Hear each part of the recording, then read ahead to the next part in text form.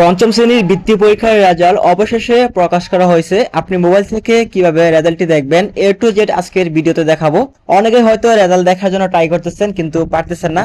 এই ভিডিওটি সম্পূর্ণ দেখুন, আপনি খুব সহজে রেজাল্ট দেখতে পারবেন। তার জন্য প্রথমে আপনার মোবাইল থেকে যে কোনো একটি ব্রাউজার ওপেন করে দিবেন। সো ব্রাউজার ওপেন করার পর এখান থেকে সার্চ করে দিবেন স্কলারশিপ রেজাল্ট লিখে।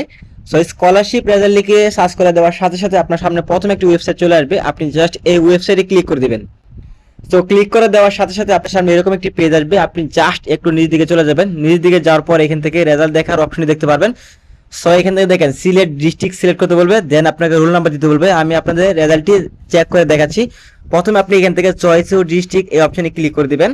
আপনি যে ডিস্ট্রিক্টের রেজাল্ট দেখতে চাচ্ছেন সেই ডিস্ট্রিক্টটি এখান থেকে সিলেক্ট করে দিবেন। দেখেন আমি এখান থেকে যে কোনো একটি ডিস্ট্রিক্ট সিলেক্ট করে দিচ্ছি। দেন তারপর এখান থেকে রোল নাম্বার দিতে হবে। আপনার অ্যাডমিট কার্ডে যে রোল নাম্বার আছে সেই রোল নাম্বারটি এখানে লিখে দিবেন।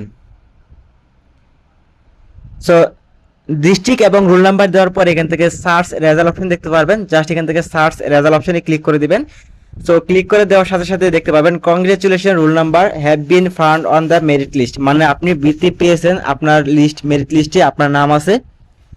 তো এভাবে কিন্তু আপনারা খুব সহজে জানতে পারবেন আপনি বৃত্তি পেয়েছেন কিনা।